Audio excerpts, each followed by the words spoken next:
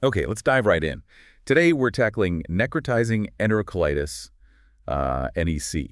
It's a condition that, well, it causes a lot of worry in neonatal intensive care units, and you've brought us some pretty focused revision notes on it. That's right. The goal here is really to take these notes and pull out the critical high-yield information. Yeah, helping you get a super clear picture of what NEC is, especially when it hits those incredibly vulnerable premature babies. Think of this as like your shortcut to understanding the essentials from these sources. Exactly. And what's striking right away, I think, is how the notes frame it. The most common gastrointestinal emergency in neonates. Wow. So not rare, particularly for preemies. Definitely not rare in that group. Okay. So let's start where the notes do the definition. What is NEC, fundamentally? Good question. It's described as a serious disease affecting the gut, primarily in premature infants. The core problem is inflammation and necrosis. Necrosis meaning tissue death. Precisely, tissue death within the intestines. That sounds, yeah, incredibly serious. And what would you actually see? What are the first signs the notes mention? Well, the initial symptoms listed are things like feeding intolerance, so the baby isn't taking or keeping down fees well. Oh. Abdominal distension, the belly gets swollen, puffy, and bloody stools. Right, those are definite red flags. And the notes seem to highlight how quickly things can go downhill. They do. It can progress, sometimes rapidly, to things like discoloration of the abdomen, perforation. Perforation like a hole forming in the intestine. Exactly. A hole, which is a massive emergency. And also peritonitis, where the lining of the abdomen itself gets inflamed. So it can be a really steep decline. The notes really hammer home its significance as that most common GI emergency, hitting premature infants, especially low birth weight ones, the hardest. Yeah, and it's worth just flagging what the source material says early on. Diagnosing and treating NEC can be really quite challenging. Which makes you wonder, okay, why does this happen? The notes move into etiology, the causes, and they're pretty upfront, aren't they? They are. The exact cause, still not fully pinned down. It's generally considered multifactorial. Multifactorial, so a combination of things, not one single trigger. Correct. A mix of contributing factors. Okay, so what factors do the notes actually point to? Key ones mentioned are intestinal immaturity, which makes total sense for preemies, right? Their guts just aren't fully developed. Makes sense. Then there's ischemia, which means reduced blood flow getting to the intestines. Okay. And also an abnormal inflammatory response happening within the gut itself. It seems like these things kind of converge. Right, so you've got this immature gut, maybe it's not getting enough blood flow, and then it sort of overreacts with inflammation. It sounds complex. It really is. And the notes actually do a good job breaking down who is most at risk, kind of grouping the risk factors. Ah, okay. How do they categorize them? Well, they look at maternal factors first. Things like drug abuse during pregnancy, Chorioamnionitis, that's an infection of the membranes around the baby. Right, I've heard of that. And also HIV-positive status in the mother. Okay. What about fetal factors? Things specific to the baby. Prematurity itself, obviously, is huge. And also congenital abnormalities, especially if they affect the heart or the GI system. And what about during the birth process itself? Yeah, things that cause low blood flow or poor perfusion around the time of birth. Yeah. The example given is placental abruption, where the placenta detaches too early. Mm. That can definitely increase the risk. And this is interesting. Aspects of the neonatal care after birth can play a role too. Yes, that's a key point in the notes. Things like needing respiratory support, certain medications. But here's a really critical one they highlight: the type of feeding. Ah, feeding. How so? Preterm formula specifically is listed as increasing the risk, whereas breast milk is noted as being protective. Wow. That's huge. Yeah. Something so fundamental potentially making such a difference. Absolutely. Lack of breast milk is explicitly there as a risk factor. The notes also mention, though it's much less common, that full-term infants can get NEC. Oh, really? Even full term? Yes, but it's usually associated with other significant problems. Things like perinatal asphyxia, lack of oxygen at birth, polycythemia, too many red blood cells, certain congenital heart defects, or bowel issues like Hirschsprung's disease, What? or even specific conditions like cow's milk protein, enterocolitis, or G6PD deficiency. It suggests that even in term babies, there's usually some other major underlying stressor involved. That's a really comprehensive list. It paints a picture of vulnerability. Mm. So if we bring this back to how the disease actually develops the pathophysiology, the notes, again, stress that multifactorial nature, don't they? They do, yeah, and they kind of circle back to those common risk factors we just talked about. Hmm. Low gestational age, low birth weight, chorioamnionitis needing mechanical ventilation. Right. They also add a few other potential factors into the mix here, maybe a genetic predisposition, issues with how the tiny blood vessels in the gut regulate flow, that's the microvascular tone bit, and abnormal colonization by gut bacteria. But the core message from the pathophysiology section in these notes seems to be why preemies are so susceptible. It's because they're missing several crucial defense mechanisms that a mature gut would have. So their gut is just fundamentally less equipped to handle the challenges after birth. Essentially, yes, more vulnerable to injury. Okay. Now, given that a swollen belly abdominal distension is a major sign, clinicians must have a whole list of other things it could be, right? Things they need to rule out. Absolutely. And that's where the differential diagnosis section in the notes comes in. It provides a pretty lengthy list. It really underscores how tricky the diagnosis can be. I bet. What kind of things are on that list? Well, when you see abdominal distension in a preemie, it could be serious infections like sepsis, could be different kinds of bowel problems like volvulus or malrotation. Or the bowel twists. Exactly, or it's not positioned correctly. Or intussusception, where it kind of telescopes in on itself. Or even infections like pseudomembranous colitis or a blockage like meconium ileus. Okay, quite a range of gut issues. Yeah, and beyond that, they list blood-related things like hemolytic disease, or maybe the baby swallowed some maternal blood, structural heart problems like coarctation of the aorta, other infections like meningitis or a UTI, or even simpler things like reflux. Wow, so that symptom alone really requires a careful workup. Definitely, you can't just jump to NEC. Let's shift gears a bit and look at the scale of this problem. The epidemiology section gives us some numbers. It does. The notes provide UK-specific data, suggesting it affects around 2–3% of babies in UK NICUs overall, but the incidence is much higher in preterms. How much higher? Listen to this figure. For infants weighing less than 1,500 grams, the very low birth weight, or VLBW, babies, the incidence jumps somewhere between 10 and 12%. 10 to 12%, so roughly 1 in 10 of those tiniest babies. Yeah. And a UK study from 2017, cited in the notes, showed a really strong link with gestation. Incidence was as high as 11% for babies born at 24 weeks. 11%. But it dropped dramatically to just 0.5% for babies born at 31 weeks. So the earlier the baby, the significantly higher the risk. That's a stark difference. It really is. The notes also mention there's quite a bit of variation globally. Even looking just at infants under 28 weeks, the reported incidence ranges widely depending on the country: Japan, Australia, Canada, the US, Poland. That's interesting. Suggests maybe local practices or population differences could be playing a role. Potentially, yeah. It's complex. Okay, so we understand what it is, the risk factors, how common it is. What does it actually look like day to day? The clinical presentation section digs into the signs and symptoms more. Right. So those core signs we mentioned earlier are key. The abdominal distension, the bloody stools, the feeding intolerance. Got it. But the notes add other signs that suggest the baby is becoming systemically unwell. Things like lethargy, temperature instability, either too high or too low, and signs of breathing trouble like apnea, pauses in breathing, or bradycardia, a slow heart rate. And is there a typical time this tends to appear?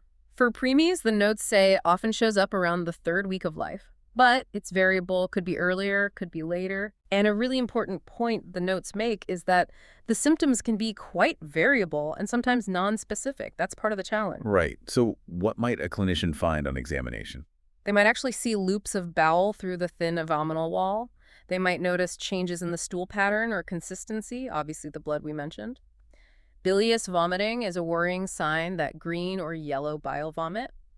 They might hear decreased bowel sounds through the stethoscope, see redness, erythema of the abdominal wall itself, or even feel a mass or detect fluid in the belly, which is called ascites. And those systemic signs you mentioned, the lethargy, shock, apnea, temperature problems, those really indicate how severe things are getting. Exactly. They're critical indicators of the severity of the illness. So with all those possibilities and variable signs, how do doctors actually confirm it's NEC? Investigations must be key. Absolutely crucial. The main diagnostic tool highlighted in the notes is the abdominal X-ray, plain films of the abdomen. What are they looking for in the X-ray? Specific worrying signs. Things like dilated loops of bowel suggesting a blockage or lack of movement, swelling or thickening of the bowel wall itself.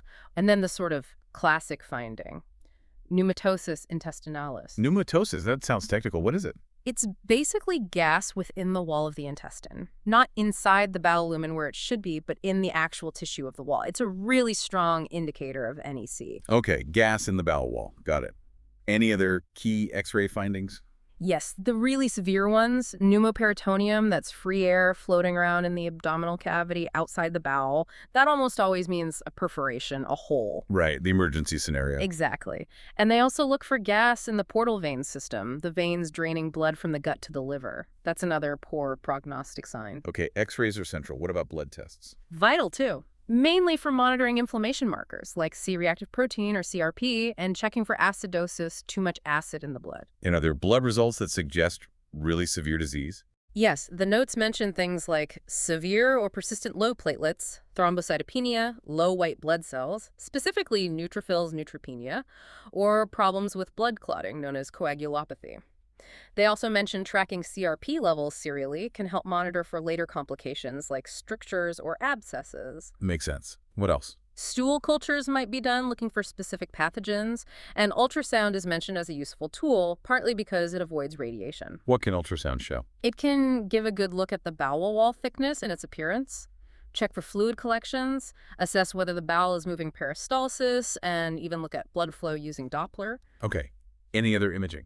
The notes briefly mention other techniques being explored, like contrast studies or MRI, but really X-rays and maybe ultrasound are the mainstays currently. They also touch on research into biomarkers, like looking at metabolic profiles to try and diagnose or predict NEC earlier. Interesting. And this section also introduces the idea of staging NEC, like classifying how severe it is. Yes, that's really important for guiding treatment. Often using a system like Bell's staging or a modified version, it combines the clinical signs with the X-ray findings. How does that work? So stage 1 is basically suspected NEC, where the signs are quite nonspecific, maybe just some feeding intolerance or mild distension. Okay. Stage 2 is definite NEC. IIA is mild definite, with more specific signs like absent bowel sounds and that pneumatosis showing up on the X-ray. Right, the gas in the wall. Exactly. Stage IIB is moderate definite NEC, adding things like mild acidosis, maybe some tenderness or redness of the belly wall, and more extensive pneumatosis. Get more serious. Definitely. Then stage 3 is advanced NEC. EA means the baby is severely ill systemically, maybe signs of shock, worsening acidosis, significant abdominal wall inflammation, plus specific X-ray signs. Stage IB is the most severe advanced stage, essentially meaning perforation has occurred. So deteriorating vital signs, signs of peritonitis, and usually that free air pneumoperitoneum visible on the X-ray. That staging seems absolutely crucial for deciding what to do next. It is. It directly informs the management approach. Okay, so let's talk about that. Management. What do the notes outline for treating NE young once it's diagnosed or strongly suspected? It's really a multi-pronged approach. The absolute cornerstone, the first critical step, is complete bowel rest, meaning stopping all feeds, completely nil by mouth. This gives that inflamed, injured gut a chance to rest and hopefully heal. Number 1, stop feeds. Got it. What else? Then supportive care is key. 4 fluids are essential for hydration and providing nutrition since the baby isn't feeding.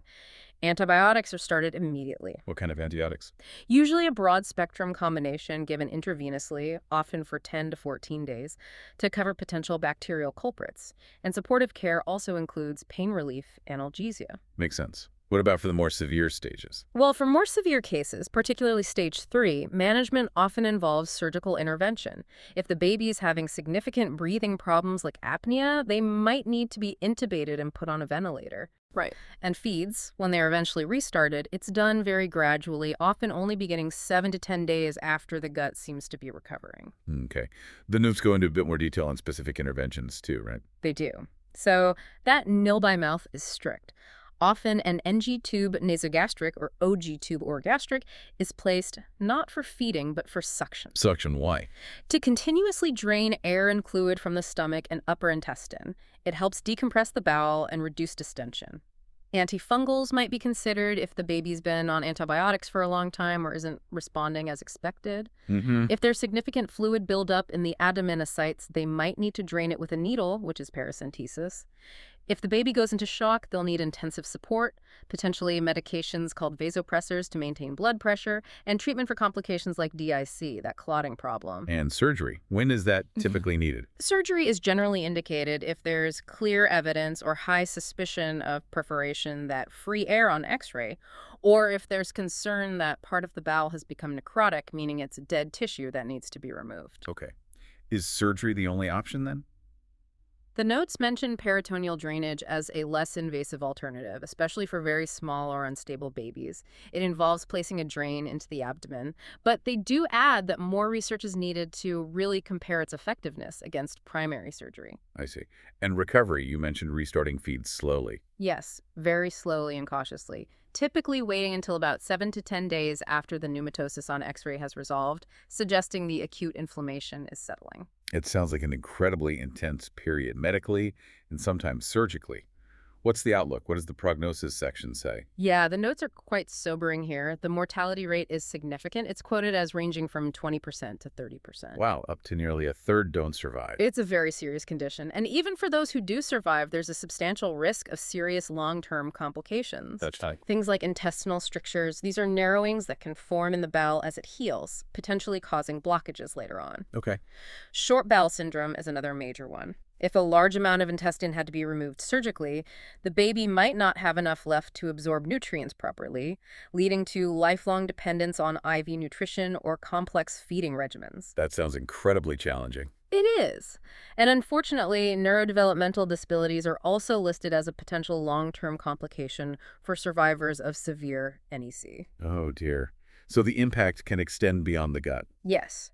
The notes do circle back in this prognosis section to re-emphasize the importance of human milk feeding as a key prevention strategy. Right, they came up in risk factors too. Exactly. They also list other potential prevention strategies being used or studied, things like probiotics, giving antenatal corticosteroids to the mother before a preterm birth, and aiming for specific oxygen saturation targets in premature babies. But overall, the summary of the prognosis is that it carries significant mortality and a high risk of serious long-term problems, particularly for the lowest birth weight infants. And finally, just to be explicit, the notes have a section listing those potential complications together. They do, yeah. It essentially summarizes what we just discussed. Intestinal strictures, short bowel syndrome, those neurodevelopmental disabilities, ongoing growth and nutritional problems, and an increased risk of other gastrointestinal disorders later in life. It really drives home that even for babies who pull through the acute illness, the journey might be far from over. Absolutely. The impact can be profound and lasting. Wow. Okay, that really was a deep dive into necrotizing enterocolitis, drawing heavily on your revision notes. We've covered quite a lot of the definition, the complex web of causes and risk factors. How it presents clinically, the crucial investigations, and that staging system. Right, the intense management strategies, both medical and surgical, and then the challenging prognosis and those potential long-term complications. It really highlights what a major, formidable challenge NEC is in neonatal care, underscores the vulnerability of these premature infants and just how complex their developing systems are. It absolutely does. So, thinking about everything we've discussed, pulling from these notes, given how multifactorial NEC is and how tricky it can be to predict, diagnose early, and manage, what do you think feels like the single most promising area for future research? Is it trying to prevent it happening in the first place, getting much better at spotting it super early, or developing more targeted, maybe less damaging treatments once it's actually started? That's a tough question because progress is needed on all fronts, really. Better prevention would obviously be ideal. Earlier, more specific diagnoses could allow for less aggressive interventions, perhaps. And more targeted treatments could potentially reduce mortality and long-term damage. It's critical work. It absolutely is. Any advance would make such a difference for these tiny patients and their families. Definitely. Well, thank you for joining us for this deep dive into your notes on necrotizing enterocolitis.